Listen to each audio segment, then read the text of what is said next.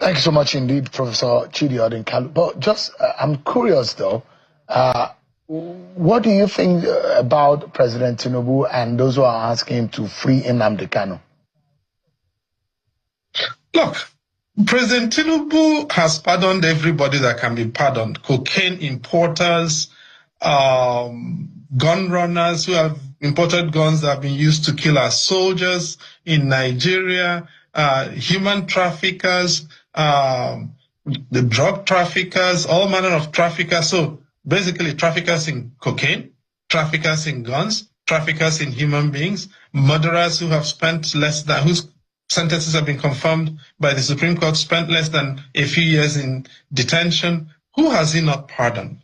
And by the way, I woke up this morning again to see the story about repentant Boko Haram radicals or Boko Haram adherents, 300 and a bit, graduated from Gombe. I mean, look, we're a country in which everybody gets a second chance and everybody is entitled to the right. There's a constitutional right to repent. So who says that Nnamdi Kanu cannot be pardoned?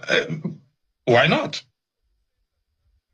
Oh. And by the way, there is nothing that precludes the president from exercising a proactive prerogative of mercy.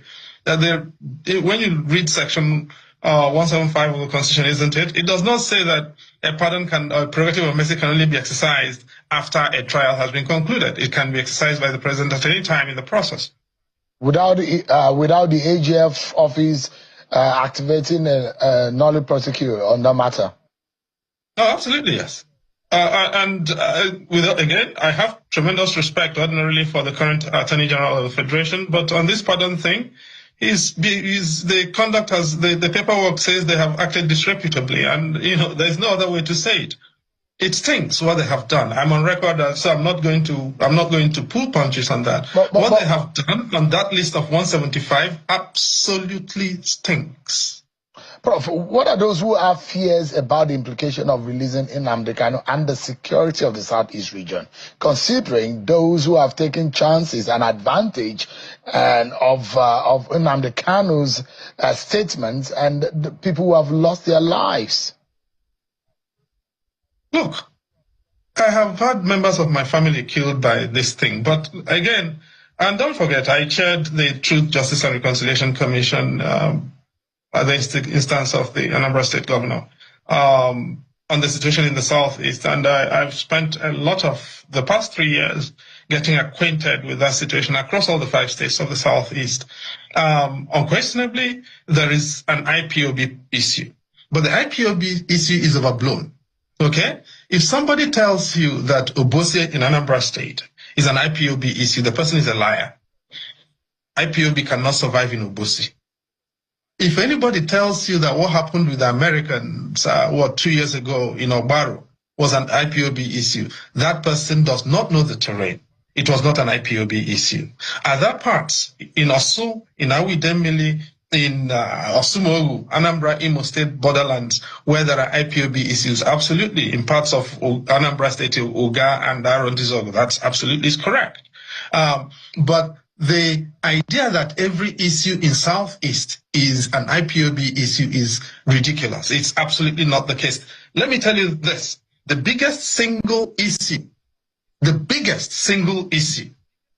in security terms confronting the Southeast, in my estimation, based on the work I have done on this, is, I regret to disappoint you, not IPOB. It is one word, cults, financed by politicians. All right? Now, the cults are the biggest single issue, and you don't have a clue how terrible the problem of cults in the Southeast is at this particular time. Is there a crossover between that and the IPOB issue? Possibly. But cults financed by politicians, that is the biggest single security challenge confronting the Southeast at this time. Professor Chidi Odinkalu, a former chairman of the National Human Rights Commission, a professor of law, a writer, and a lawyer. Thanks so much indeed for your time tonight. I appreciate it. A former lawyer. Thank you, sir. Once a lawyer, I wouldn't agree with you on that. You're factually incorrect and I rule you out of order. You have to go out, de-roll yourself. You enrolled as a lawyer. You have to come back and take a bow. Thank you for staying with me up to this very end of this powerful update. In times like this, when insecurity in Biafra land continues to raise serious concerns, it is more important than ever for us to stay informed, stay united, and stay vocal. This platform isn't just about telling stories. It's about exposing the truth, defending justice, and giving a voice to the unheard. If you believe in a better tomorrow for Southeast, if you care about justice for the oppressed and freedom from those behind the bars, then this is your channel. Like this video to spread awareness. Drop your thoughts in the comments because your voice matters more than you think. Share this video with someone who needs to hear the truth.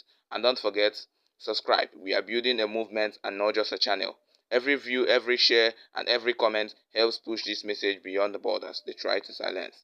Stay safe, stay sharp. Until next time, keep your eyes open and your minds awake. Biafra is not just a place, it is a people. Peace, justice, and power to the East.